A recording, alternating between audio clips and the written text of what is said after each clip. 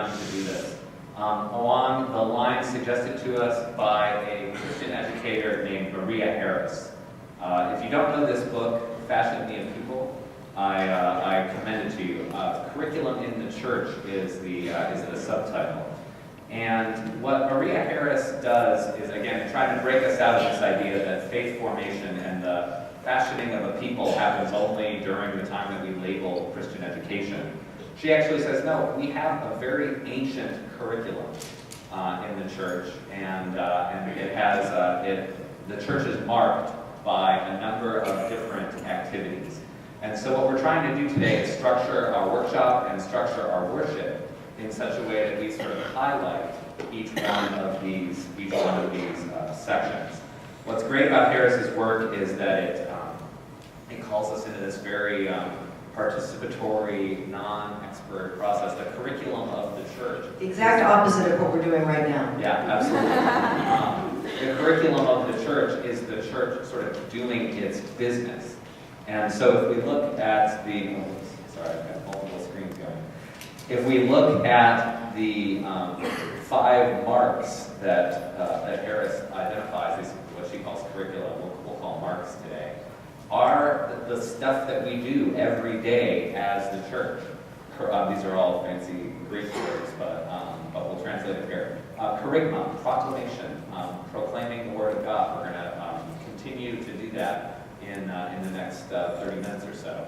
Didache, teaching, that's obviously a big part of our day today. Koinonia, fellowship, we'll do some of that at lunch, trying to really intentionally listen to our neighbors as we are sharing lunch together. Liturgia, prayer, liturgy, this is the thing we think of probably most when we think about being the church, but it's only one component.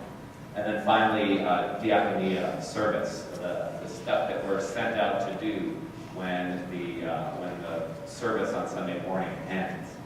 And so what we've done is we've cut the day into these little pieces, and so we're going to continue now into. Can I just slip something in? No, one quick thought. The reason we want to do this is because we absolutely believe, and I suspect you do too, that the mission of the church depends on us as disciples of Christ knowing who we are, whose we are, and what we believe. That if we are not forming faith in people of all ages across their lifespan as communities of faith, we don't know how to go out and be the church in the world, right? That we have to know what we believe, and it's nothing to be ashamed about, but we've done a really poor job in the church of forming the faith of at least 2 generations of Christian men and women. Many of us, and I'm 54, many of us had parents who did the right thing by getting us to church, but they didn't really know what to say about faith. My parents, who are deeply faithful, served on the vestries in every parish we were in, did all the things right, good people, never really talked about Jesus. We prayed graces, maybe at special meals, Thanksgiving, Easter, when certain guests were present. We had a family Bible somewhere, but it was probably the King James, and I didn't read it very often. It was big and heavy. We were Christian, we really were, but we were part of that group of people who, if you'd asked me before I went to college and encountered InterVarsity Christian Fellowship, I probably couldn't have told you a whole lot about the Bible.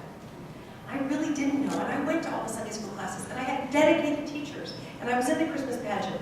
I did lots of things right?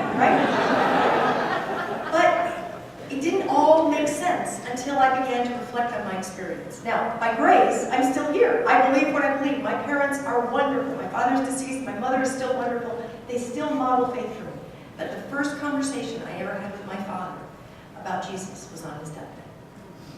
And it was because I had the language to ask my father where he was with God, and what he wanted to talk about, and what he wanted to pray for, and what he feared.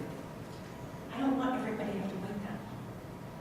So we're talking about forming faith in ourselves and in those with whom we walk, so that we can be more confident as Christians throughout our lives.